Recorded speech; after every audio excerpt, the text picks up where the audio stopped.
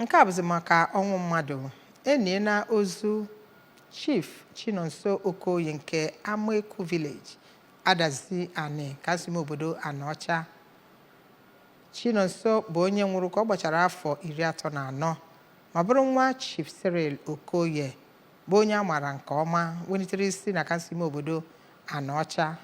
Emmanuel Chigbata na ebe a welitere anya akụkọ mwute a.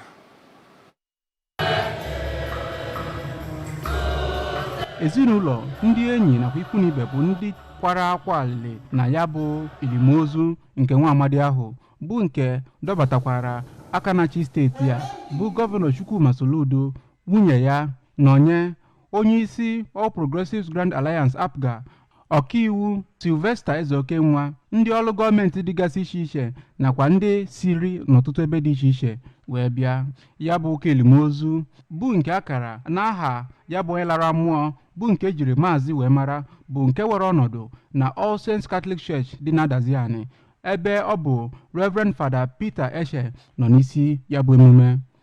N'okwuchukwu ka Very Reverend Father Ignatius Onwatuegwu kọwapụtara na ndị kwere ekwe na n'ọnwụ na ha na-abanye n'ọnọdụ ọzọ ma kpọkwee nna ya bụ onye lara mmụọ ka okwukwe ya n'ebe Chineke nọ sie ike n'agbanyeghị ọtụtụ okwu ụmụ ụwa ga-ekwu. N'okwu ya n'aha ya bụ ezinụlọ ka onye bụ onye ọchịchị nchere oge nke okpuru ọchịchị Anaọcha Maazi Gerald Ọzọ kelere ndị niile bịara ịkwado ya bụ ezinụlọ ma too gọvanọ Soludo maka ọrụ mmepe ya na Anaọcha nakwa na steeti a ma kpọkwee ndị Anambra ka ha kwado ya.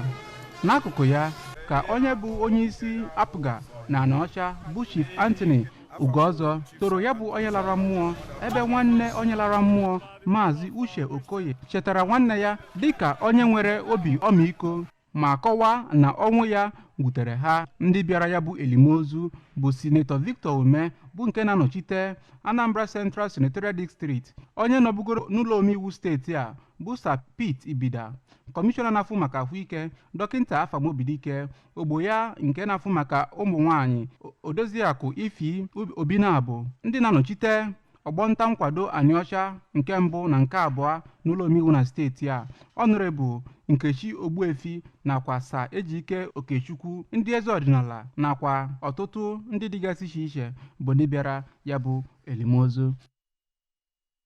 Emmanuel Chigbata.